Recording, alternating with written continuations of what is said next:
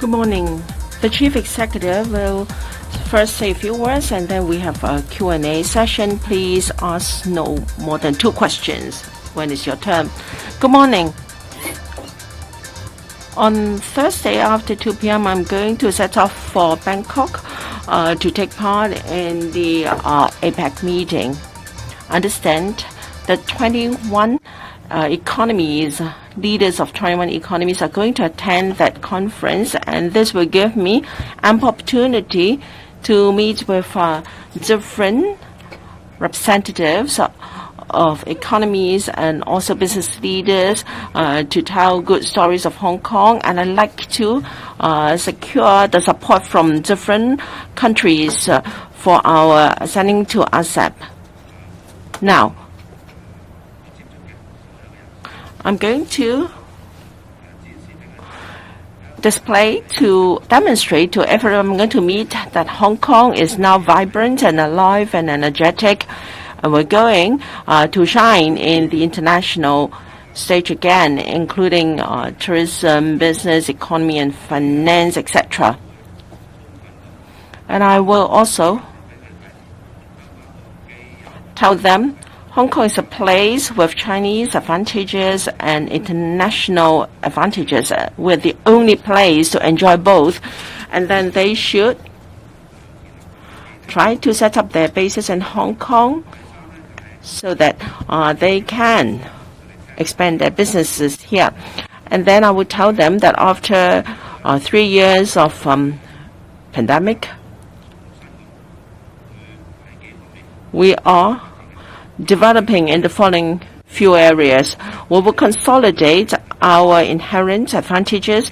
We are a center of finance, trade, and also a regional hub for dispute resolution. We have also got new strengths in innovation, technology, arts, cultures, creative industries, and sports, and we're also an aviation hub and also a center for IP trading. I'm going to explain to them that because of one country, 2 systems, we are more attractive than other places because we can benefit from development under the 14th Five-Year Plan and the Greater Bay Area Development and Belt and Road Initiative. These advantages are not enjoyed by other places. So I'm going to lead a team, a delegation, a trade delegation with over 20 representatives to tell the Hong Kong story well and to attract investment to Hong Kong. The delegation will include experts, professionals from the banking and trading and financial sector. They have their own networks, and I will make good use of this opportunity and also the strengths of everyone in the delegation to tell them the advantages we enjoy and to attract them to develop in Hong Kong. I will try to secure ascension to ASEP as far as possible because the regional comprehensive economic partnership will give us good impetus for growth because ASEP involves 1/3 of the world's GDP, and under one country, 2 systems, and because the growth engine is now shifted to Asia with our country as the axle. Everyone should know about this, and we will tell them our strengths. I now accept questions. Please, a show of hands. And when it's your turn, please identify your media outlet and please ask no more than 2 questions each. The first one, the journalist on the front. I'm from Now TV. Now, for the rugby match, where a song related to the protests was played, now the organizer said it was an error on the staff. Does the Hong Kong government accept this explanation? Now, the Hong Kong has this criminal mutual assistance agreement with South Korea. Will we ask the South Korean police to help us? Chief Executive, are we giving up on the 0+0 arrangement? Mr. Lo Wenduan said that we have to have regarding the considerations on the part of central authorities. So if we don't get the green light from the central authorities, does it mean that we will have no hope of getting the 0+0 arrangement? Now, about the playing of the wrong national anthem and instead a song related to the protests and Hong Kong independence, I indicated that I reject this practice and I have made clear our strong dissatisfaction and protest. The police will investigate the matter. Before an outcome is available from the investigation, I will leave the police to do their work. The police are highly experienced in these matters. Now, depending on how the investigation turns out, the police will take the appropriate actions. Now, as to our COVID policy measures, there is much discussion about 0+0 and 0+3. Now, what does 0+0 mean? It means something different to different people. Now, I will not specify what sort of arrangement it is. Is it 0+0 or 0+3? Now, after announcing the 0+3 arrangement, I mentioned in the policy address that we look at different activities, such as those of economic importance or those mega events. There will be targeted arrangements when these events are involved. We also agree that there should be support for travel agencies, such as tour groups. Now, these are targeted measures. Our policy is simple and clear. As long as we keep COVID risks manageable, we try to minimize the restrictions as much as possible. That position is clear. So I will not delve into whether it's 0+0 or 0+3.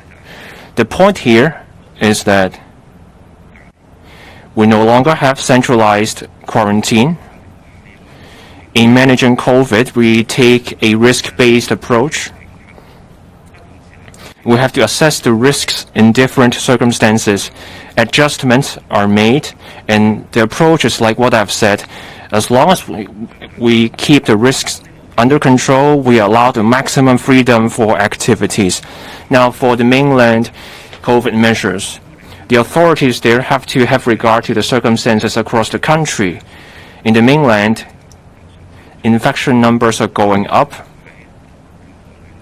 Under the joint prevention and control arrangement, we have a duty to make sure that we do not add to the COVID risks on the mainland. Under this principle, we are discussing various options with the mainland. So pre-departure quarantine is something that can take into account certainty without increasing COVID risks for the mainland. If this option works out,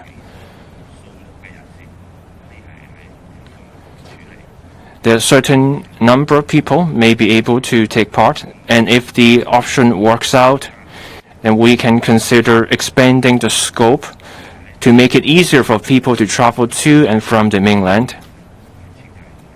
So this is part of our thinking in our discussions with the mainland, that is to make things easier for people. Next question, on the left, the lady in white.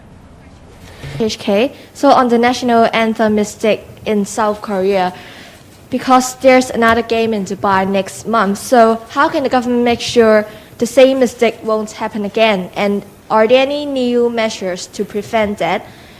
And about the NTR accident which occurred at Yau Ma Tei station, because two similar accidents had already happened within a year, so how will the government better monitor the cooperation to further ensure passenger safety? Thank you. Well, first of all, I have made my statement very clear yesterday when I met the media in response to the incident about playing not our national anthem at the match, particularly when the song that was played was closely connected to the 2019 violence and disturbances and advocacy for Hong Kong's independence. So we will deal with that case, as I have mentioned. As regards how in future we will respond to a situation where our national anthem is not properly played, then of course we will be examining with the relevant bodies as to how better response can be made. In fact, it is the organizer's responsibility to ensure that all things are run properly, and this of course includes the playing of national anthem of any players who have won the match. So it is the responsibility of the organizers. We'll do our best to assist the organizers to fulfill their obligation. But it is important when mistakes are made, when problems arise, we point those problems out, and there is a good investigation to know what actually happened, so that we will deal with the situation accordingly. So I will be asking CSTB to look into this matter together with the sporting community and the organizations, so as to find a way to ensure that improvement can be made in this area. Next question. The next question on the MTL. Yeah, okay. Of course, I'm very concerned about the operational safety of MTR, because it takes care of the majority of our commuters every day. I think the Secretary for Transport and Logistics have made it very clear that safety is the #1 priority, and there will be a good monitoring system. What we want utmost is, first of all, the company itself to have a good self-monitoring system so that the operational safety is maintained as a very high standard. The government, of course, has the responsibility to monitor the performance, look at the investigative reports to ensure that anything that needs to be properly addressed will be handled appropriately. There is a system which will deal with not just the operating safety, but punishment in case MTR fails to fulfill its obligation. We also are mounting a consultation exercise in connection with how the MTR fares should be considered, so we can also deal with the issues collectively in the consultation exercise. 時間關係咧，我要答今日。In the interest of time, we will take one more question. The lady in white over there. Good morning, Chief Executive. I'm from Tai Kung Pao. Expo 2035 will start its preparation very soon, and there are experts who suggest that Shenzhen and Hong Kong should host the expo together. I'd like to know the SAR government's position. Will you start a discussion, and do you think there will be agreement for co-hosting this event? Anything that can benefit Hong Kong's position in the international arena and for holding in major events, we remained an open mind. We will keep an eye on various international events, and of course that include the World Expo. My position is open. Anything that can allow Hong Kong to showcase our vibrancy